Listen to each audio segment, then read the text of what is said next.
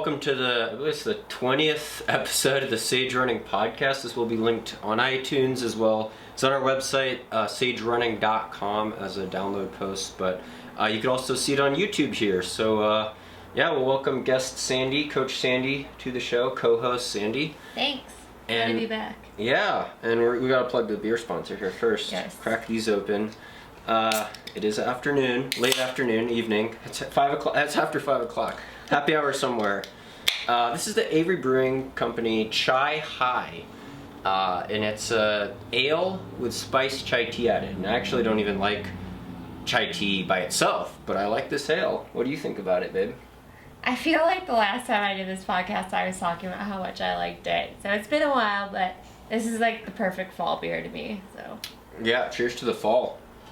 Autumn, nice autumn brew. It says autumn on the can. So today in this episode, we're going to talk about my training mistakes, what Coach Sandi could do to help me as we progress forward into our next goals in running, and following my OTQ series. The next goal is going to be to go back to doing a road marathon, Cal International Marathon in December, to try qualify for the 2020 U.S. Olympic Trials and run under 2:19. It's also the U.S. Championship, USATF National Marathon Championship this year. So pretty excited about that. Excuse me again for my voice. I actually got sick the other day. Sandi stayed healthy. I got sick after camping. I think I got a little too cold. My body was recovering from UTMB, been traveling a lot. So I'm not back to full health, and I think my voice kind of shows it, but better now than later. Better now than in 11 weeks during race week or during important training cycle. So kind of happened during my break, but yeah, getting it out of the way. Yeah, so I don't know. We'll go over to Coach Sandi here with her expertise. She hasn't actually formally trained me in a segment. I've been basically winging my training for ultras and marathons in the past, and especially like this summer for UTMB. And so I don't always listen to her words of wisdom or your comments on here, as I probably should, because as we all know, probably by now, UTMB was an epic meltdown. So I guess we could talk about how I've been winging it in the summer, or mistakes I've made already. Well, I guess my first question for you is, what do you plan to do differently this time to stop making the same mistakes? I feel like for a couple years now you've had similar videos saying you made the same mistakes, maybe about not making a training plan or not following a race plan or strategy. So what's going to be different this time that makes you stick to plan? Marathon specific or ultras or both? Just all together, I guess. Having you write the plan and having me follow it mainly with input, but I think look at the benefit of hindsight again, looking back at like my Strava for the last 2 years probably, because almost all my running training's on Strava. There's a real lack of consistency of base mileage, and I'm all over the place. Any service, any distance. I love that, but it's also kind of makes my performances get weak and inconsistent, I think, because I'm mixing up doing 12K road race, all uphill road race like Mount Washington. Then I'm trying to do I did a 10K road race, then I do the Mount Blanc Marathon, then I'm doing Speed Goat, then I'm doing UTMB, and it's like these are all kind of different surfaces and totally different distances, and then road marathon, Comrades Boston, and racing every couple months or every month. And on Strava, you just see that mileage go up and down. It's 70, 80 miles a week, then 100, 140 miles a week, and then back down. Whereas in my prime, when I ran my marathon PRs and I had success early on in mountain ultra trail running, I'd have this block where I had like 8 weeks in a row at 120 miles a week, or at least like 8 weeks over 110 miles a week, and that big strength from that big consistent training block. Instead of just all up and down, tapering, recovering from races. Yeah. So I think that's part of the... For sure, consistency is king or queen. Yeah. Yeah, so I think that's steady 100. Well, for you can get up to like 120, 25 per week certainly helps, and just staying there for a while. Like I'm sure you mentioned this in your UTMB video, but you went from like less than 100 to 140, back down to less than 100, and it was kind of all over the place. So Yeah, I think especially for marathon training, consistency is important with mileage. And I will say, I feel better about my marathon training than like my 100-mile ultra training, because you know, I did run my best marathon performance of my life by getting 16th at Boston a few years ago. Having some really narrow misses for the Olympic trials standard, and you know, still getting 8th at the U.S. Championship in LA. Still running under 2:19:51 at Cal International 2 years ago. Going out in 1:08:20 through the first half because I thought I'd run under 2:18. I mean, those were a little subpar, but they weren't horrible races. Whereas like UTMB was a horrible race. Yeah, I will say Western States, you know. The last thing with your last marathon training, like you did 4 marathons in a year, right? I don't think most people appreciate how consistent you were. Like it was always between like 219, 220-ish. 220, like 30. Like you didn't meet your goal, but that was impressive that you were always right around that same time. Yeah, and unfortunately I missed the trials, and I made a promise to myself after I missed that as soon as the window opened up for 2020 I was going to go after it, and that's kind of why I'm going back to the marathon now, and also just, you know, being so disappointed after UTMB and racing a lot of ultras this year. I have done quite a few ultras this year. I mean, Hong Kong 100K, Chuckanut, Lake Sonoma, Speed Goat, what else was in there? I mean, shorter mountain races. I did a 10K in Aspen, Mount Blanc Marathon, Mount Washington, then UTMB. So, you know, a lot of mountain running. This was going to be my mountain year. I do want to, I thought about going to North Face 50 in San Francisco, but it's a little sooner this year. It's in November. I just, you know, I want to hit that trial standard, get out of the way, so then I could focus on ultras starting in 2018 and not worry about the marathon as much.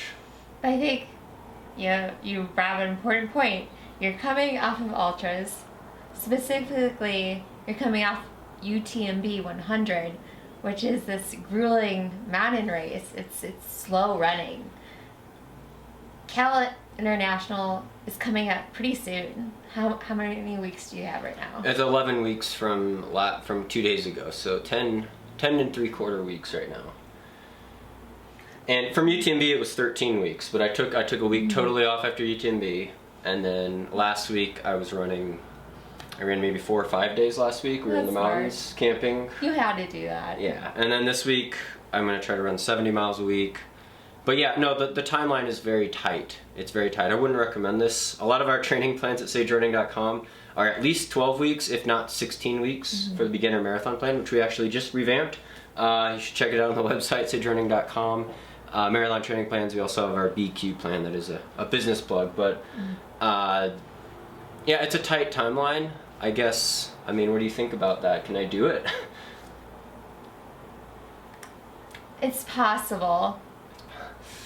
But, you know, we talked about this before. I think if you're 2 weeks out from the marathon and you don't feel ready, you need to pull out.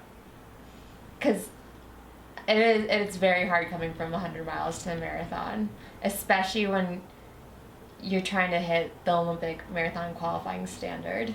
Like, if you're just going for, like, sub 225, it's like, oh, okay, you can do that. But hitting sub 219, that's different. It does seem very marginal, and yeah, with my relative speed coming back, like, you know, it would be really hard for me to PR in the marathon, to run under 2:16:52 again, without like a concerted 6-month, year-long effort of speed training. And generally also, you know, a lot of people we coach do both 100-milers and road marathons, and they have a lot of success. And, you know, base residual fitness gets you there, but the difference between running 2:22 and 2:20 and 2:18 and 2:16 is actually a pretty big difference. When you start getting down to lowering your PR in the low 2-hour range, every minute counts, and that extra margin of, you know, 2 seconds or 5 seconds a mile, really it's hard for me at least to pull out those last couple seconds, because you know, before I was racing a lot of 10Ks and 5Ks and half marathons and doing a lot of track work, a lot of speed work. Now it's like I'm coming down from this 100-mile slog in the mountains to trying to run 5:15 or 5:18 mile pace. Actually, it's going to be, I think it's about 5:17 per mile pace is what we need. it's going to feel like a sprint, and it has traditionally moving down from ultras. So the speed needs to be an emphasis. And you know, my backup, I guess, in the back of my mind, I think I could do Houston in January.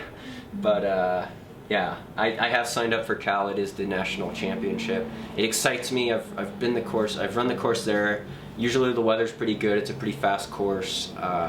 You have more people pull you along. There's more people to pull me along. It's the U.S. Championship. I mean, last time I ran U.S. Championship at LA, 2015, I finished in the prize money, 8th American. So it was a good place. But of course, I ran 2:20 that day. But it was pretty hot. Yeah.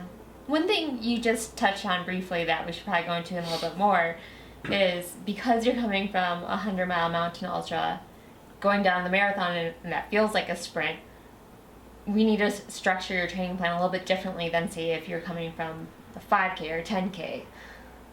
So instead of focusing on longer workouts initially, you just need to step up and get your legs used to running really, really fast again. Yeah, and you know, this isn't...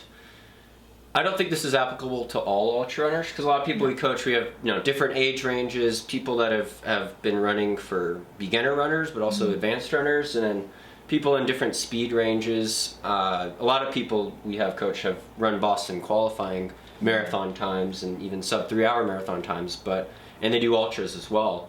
But yeah, in my case, I've been running for almost 20 years year round, and I've done all the fast stuff. I need to get back to the fast stuff maybe. So you're right, the emphasis, especially coming from UTMB and just having a slow stride rate, running in the mountains all summer, working the legs differently, this emphasis will be on speed. So what I did, I wrote down some workouts. This is a rough template plan. Actually, we'll get out the other camera so you guys could see, because I'll edit this actually. I did a rough template. This is what we do for all our athletes that Sandi and I coach. We normally don't do drinking beer though, so if you're an athlete watching, don't worry. Sometimes I drink beer. Only one though. So yeah, this is the just a rough template. We have this empty week schedule, and we have when the race is. In this case, this is only 11-week schedule, which is scarily short. Scarily short. Even in our 12-week programs, we always say you should have a base of 3 to 4 weeks, you know, running pretty consistently high mileage before you even start the program. But you need to start fresh, injury-free, not over-raced. You know, you need to start with a blank slate, but the base fitness could always be pretty long. And I think the advantage for you, if you've been running so long, is where you'll always have like a little bit pretty good endurance. Like, even though you took time off, you're still capable of taking 2 weeks easy and then jumping up to like 70 miles this week. Now, if it was going from like 30 to 100, that'd be different. But for you, it's not hard to run 70 miles per week. Like that's a very easy week for you.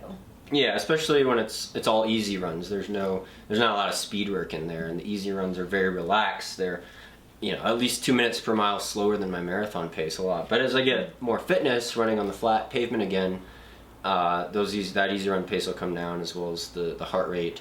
But the trick is to get in the leg turnover to build efficiency and the running economy, so it doesn't feel like a sprint. Right.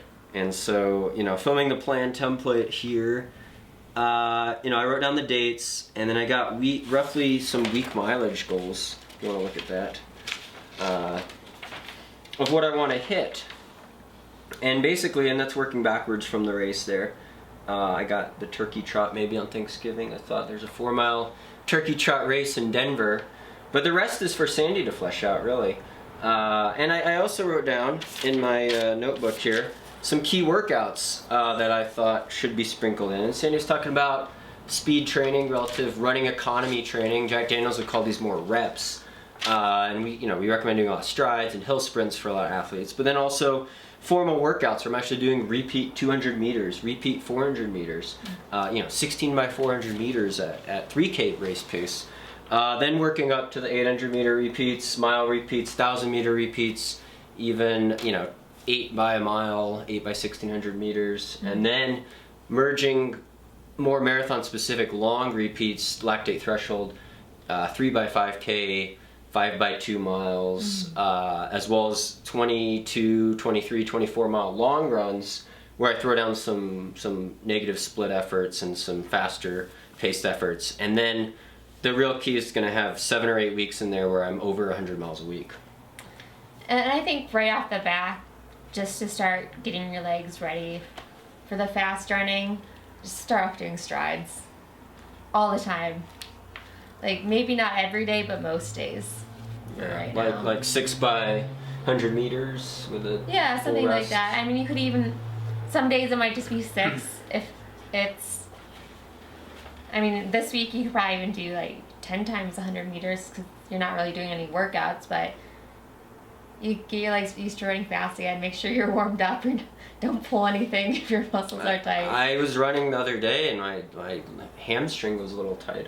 Maybe you should have to do some dynamic stretching or something beforehand. I think I might get out the old, we don't have hurdles, but I have these sawhorses that I use to build stuff, and I'm going to use them as hurdles because they're good height, and I could do these hurdle drills as well as the high knees, butt kicks, drills that we've run on our YouTube videos before, just to get that leg motion back, that snappiness, the fast mechanics of running rather than the slow ultra shuffle that I've been kind of doing, especially when I broke down at UTMB. Right, yeah. It's more like a walk actually. But yeah, that's a good point. So strides even starting tomorrow probably? Yeah, for sure. Then, especially like even at the end of your run once you're nice and warmed up. Yeah, and then I think next week I'd like to do the first session back to be repeat 200 meters. Yeah. Which usually I would not recommend for marathon runners, but it depends on your case if you're coming down from ultras, if you need more speed. I think for most people racing the marathon, you usually need more stamina and strength, but for me, getting that extra speed to run 219, under 219, it actually takes some like sprint mechanic type of things. Right, yeah, I think for a lot of runners, like we've coached, they can hit short interval workouts pretty well, but then you have transferred like the longer tempos and they really have trouble hitting a consistent pace, where that's not really your problem, and you need to start running fast, so then marathon pace will seem a little bit easier. The other variable I think with my marathon training in the past, being in Boulder at altitude, is that you can't quite run as fast as you can at sea level, even after you're adapted. And aerobically that's a good benefit because you get pretty strong. But I'm out there trying to run like these 2 mile repeats or like 3 or 4 mile tempo runs, and I could barely run 5-10 mile pace or 5:15 pace some days. And then I realized when I go to sea level, I have to race the entire marathon at 5:17 mile pace. That's a little concerning when your lactate threshold up here is what your marathon pace has to be down there, and it's only a margin of 10 seconds a mile, and your legs aren't used to that muscle tension and that stride length and stride rate. Yeah, I think that's a really good lesson from last time that you can apply this time. Like, you have to get really comfortable sub-marathon pace or at marathon pace, and so that might mean you need to break things up into shorter intervals, or you might need a longer recovery, but you just have to get used to running. Yeah, the shorter intervals I think are real key, because the bread and butter workouts used to always be 2 mile repeats, 3,200 meter repeats, or 3 mile repeats, 3 by 3 miles, 3 by 5K repeats. And at sea level, it was a lot easier to do those considerably faster than marathon race pace. But up here, it's harder. So maybe instead of 5 by 2 mile, I do 10 by 1 mile, and I keep the rest pretty short, but I'm only doing 5-minute intervals at a time to make sure I could run those miles closer to 5 minutes flat rather than 5:15 or just 5:10 like I would in the 2 mile repeats. But yeah, it's gonna be, I have to get in shape quick, so it is risky. So how do you plan on scheduling your workouts the first few weeks? Does that mean you're doing 2 shorter interval sessions a week and kind of sacrificing the long run a little bit, or just doing the interval sessions and kind of adding on miles after to kind of make it like a long run? Or are you just thinking that, I'm running 100, 120 miles a week, like that's good enough for my endurance? Well, you're gonna flesh out the schedule, babe. I can do that. But yeah, what we have in the template there, basically have a peak at 125 miles per week, but there's 3 weeks in the middle there where I go 120, 125, 120. Which for in the past, like when I ran 216, I averaged 120 a lot. When I averaged 130 miles a week for 2 months straight, I overtrained. And I've run up to 150 miles a week before. So, but generally my sweet spot's been around 110, 120 miles a week with quality workouts.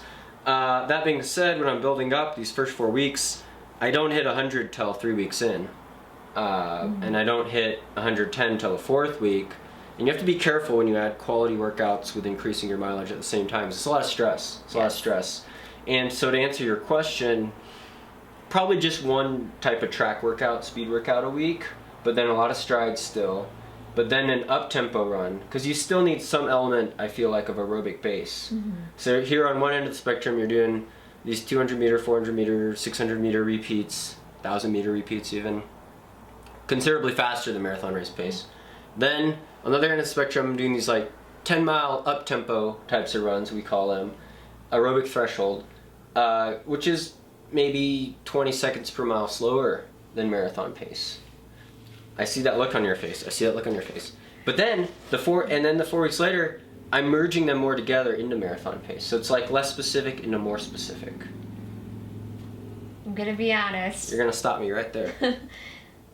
Initially, I think instead of doing the up-tempo, I still think you should break it up to make it a little bit faster. Instead of doing 10 miles straight, still break it up somehow. Or I even do like a long run with Fartlek or something. That's a good point. I could do a Fartlek. So Fartlek, speed play, rough translation, run by time, run by landmarks. I guess traditionally it was you sprint between trees or landmarks or different segments. But so the stimulus could be actually the same, because even with like 400 meter repeats, I guess we could have, you're not hitting true VO2 max, but you're only, your heart rate's doing these little spikes up and down, but the average heart rate is around aerobic threshold. So maybe you're right, you should sprinkle in those, instead of a 10 mile straight up tempo at 540 mile pace or 530 mile pace, I'll do, 1 minute steady, 1 minute easy. Yeah, and it's also training. Times 20. It's also training your legs differently. And that's a good point. I probably do need, the emphasis does need to be more on speed than it has been in the past. Yeah. Like I know you can do 10 miles at up tempo and yeah, it's a struggle because it's still fast, but you can do that. You're used to that.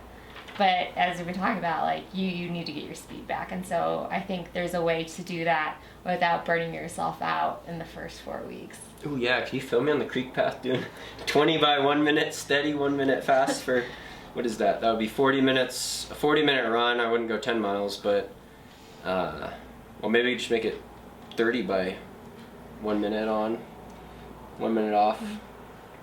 I will film you as long as it's above 50 degrees. 50 degrees, it's fall here. There'll be no videos of me filming you on a bike when there's like ice on the ground. I've done that before.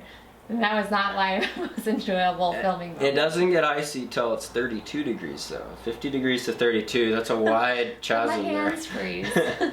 That depends on the wind chill. But yes, I will film you as long as the ice on the path makes me worried more because you don't have a mountain bike, so hopefully we'll have one of tires. those nice falls where it stays pretty warm. It's been hot. It's actually been pretty hot here so far, so good training. But the weather could be anything at Cal International. It's usually pretty good. But yeah, that's a good point with the speed. And in that context, my velocity would be going these little spikes up and down with like a 1 minute surge, right?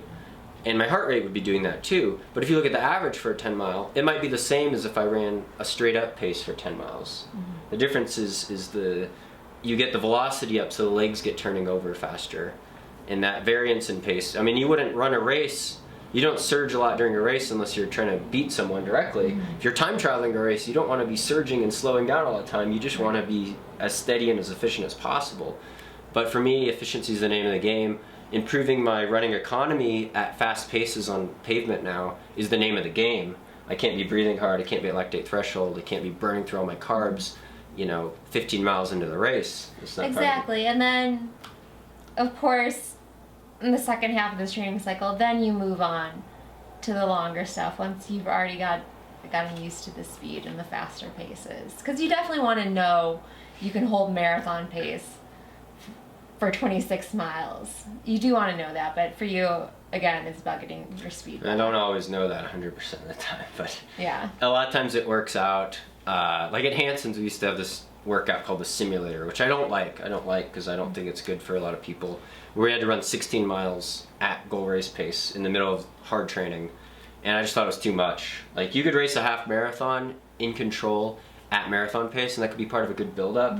You could do really long sessions where you run marathon pace for extended periods of time during a really long run. I think those are good sessions. You're doing a lot of 3-mile repeats, 2-mile repeats. Those are always bread and butter marathon types of workouts. Long tempo runs too. You don't need to do these time trials because we get caught up in these simulator runs and throw our race out the window. Well, as you've told me about that before, a lot of times you end up running well below marathon pace. A little faster. A little faster. You have to put things in context, like what were you doing before and after? Because yeah, if you do that and have a workout scheduled too close on either side, you're definitely gonna hurt your The workouts that I feel like in that particular program that put me in the can, or put me overtrained, and it didn't for some of the guys, it worked out really well, and for me it worked out really well sometimes too, was that we do 2x6 miles within a week of that, 2x10K basically, and that was also very, very hard, right. Faster than marathon pace. And then the real kicker was right after that we'd do this 8-mile tempo run that would be negative split under marathon pace, and the combination of those three with the high mileage and doing 20-mile long runs in an hour 52, that was too much for me at the time to handle. And that's the insight you need to look at the bigger picture. Yeah, it's always a more complicated. I mean, it's not that complicated, but there are different layers of workouts. How you sequence these workouts. Like we talk about all these workouts. The trick is how they're sequenced, though, and how you react, and exactly how you execute the nature of the workouts. It's not so much that the workouts are magic. I posted an Instagram pic the other day, and Frank Shorter, a quote from Frank Shorter, he's like, "You don't run 26 miles at 5 minutes a mile on good looks and a secret recipe." And we'll focus on the secret recipe part, because it's all about looking good when you do it. But the secret recipe, there are no secrets. The secret's hard work, dedication, consistency, consistent high mileage. Being smart, not staying healthy, or staying healthy, eating healthy. The other thing I heard Frank Shore talk about is he took his easy days very easy. Yes. He's a very big promoter of doing that. Yeah, which for him, still was probably under 7 minutes a mile, 6:30 a mile. But he was racing a marathon at under 5 minutes a mile. And when he did his breakaway surges, he could actually throw down a 4:30 mile at mile 15 and break from the pack and then hold it, not 4:30 pace, but hold a sub 5 minute mile pace the rest of the way. But he's also a very good 10K runner. And looking back at my history, in college when I did marathons, it was always off of a whole season of 8K, 10K training. Cross country season, do a marathon. 5K, 10K, whole season of track, then I did a marathon, extended endurance. Even when I set my PR 2:16, I did a whole season where I raced 10Ks and half marathon, ran a half marathon PR. Then it was, 4 months later is when I ran my marathon PR. My half marathon PR is still better than my marathon PR. 1:04:32. It's technically better than a 2:16:52. So, yeah, it's not all about the strength, but you have to have the efficiency and the speed still. Right. So, I don't know. What else do you think, babe? I made a lot of mistakes in the past. There's definitely room for improvements. Well, again, I think it's sticking to the plan and having a plan. And I guess one other thing I would like to see you do this time, not that you haven't done it before, but I think it's just something to be improved upon. Sorry, I was holding back a sneeze there and then had to restart the camera because it cut off at 30 minutes. You were saying about a plan, some little things. Sticking to the plan. Sticking to the plan. But also, I would like to see you do the little things. Only because, look at You're talking about core? Yes. Stretching, core drills. And I think for your level of running, it won't add up to much, but it will add up to something. Like, you ran Boston at 2:19:12. Like maybe that would have added up to 12 seconds if you did all the little stuff. So I think take advantage of being a professional runner. It's not going to last. Focus on your core, the core work, maybe more strength training, maybe additional leg stuff. Eat healthy, get in your fruits and veggies every day, and also make sure you're getting a consistent amount of sleep, and even more after hard workouts and long runs. Because when you're training harder, that also means you need to recover more as well. And so I think you just need to take advantage of your situation. And I don't want to see you run the marathon and miss it by like 10 seconds and then have to run another one again. Like, just go all in, and hopefully you can just be one and done this time. One and done. I like that. I ordered a pull-up bar too. We're gonna do pull-ups. I like how it makes my core feel. Don't need the arm strength so much, but I think the core engagement's fun, and I just like pull-ups. I did a lot of pull-ups in college. Yeah. But check out Sandy's core videos and leg strength routines on her channel, Running Wild to Believe. You could search it on YouTube if you're not watching the video, but Sandy's got some great routines that I should do more of as well. Hip mobility, stretching. So maybe this time we actually add that into your plan so you stick to it. We need a way, I think you need a way to hold yourself accountable to do all the little stuff this time. Yeah, I used to watch the 8-minute abs video in college. So I'd just watch it and I could do the 8-minute abs because it was a good routine. I think 8 minutes of abs is a lot. It's really good, but remember, like, your abs isn't your entire core. Like, in order, like, a lot of people need to work on their glutes more and their hips. It's true. And so you need to just look at the big picture and combine all of that. Yeah, a weak spot has definitely been my hips, hip mobility. And it happens, you know, sitting with bad form in a chair, sitting in a car. Just as you age too, hip flexors tighten. And if you haven't opened them up doing speed work, you also kind of lose that stride elasticity, stride length. And yeah, you can't be inefficient or have a shortened stride length because your hips are tightening up or failing, or you're using different muscles because you're not engaging your glutes enough. Sandy just had a really good glute activation video too on her channel, which you guys can find. But yeah, no, it sounds like a good plan to me. You have to write those details in there. My training plan, coach. Okay. So yeah, and we'll do a series. Training for No TQ is back. I don't know how many actual workout videos we'll do, but I'll definitely keep you guys posted. Anything else you want to add to this podcast, coaching review? Well, I think with your help, let's keep Sage accountable and make sure he's doing everything he says he's going to do right now. Yeah, use your help. Well, let's use your help on this one. Yeah, and we really appreciate all your comments and feedback on here as well. I'm definitely looking forward to what Coach Sandi actually does bring to the table in my training this time, because I'm going to give her the reins on it for the first time, and we'll let you guys know how the progress goes. Thanks again for subscribing if you like these types of videos, or subscribing to the podcast, YouTube channel. Check out Sandy's channel, Running Wild to Believe. Follow us on social media, at SageCande, Twitter and Instagram for me. Oh, Running Wild for me. And your Instagram too. Oh, that's just my name, Sandy Nightpaper. Yep, on Instagram. Yeah. And yeah, thanks to all the Patreon supporters for really making this possible. I'll put all the links in the description below. And yeah, thanks for your comments, and stay tuned for more Sage Running podcasts.